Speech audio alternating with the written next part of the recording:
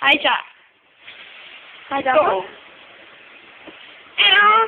Pentru anul aici, de la mine, pentru tine. Stop. Stop. Tu baltă? Nu? Ei, ți-am dat eu voie să mă obosești? Tot aici? Nu de acolo. De ce că aparatul ăsta, care se numește mașină de spălat? Bă, ți n-ai de răspund reclamă. E Whirlpool. Whirlpool, bă. Cam greu cu legat. Gata?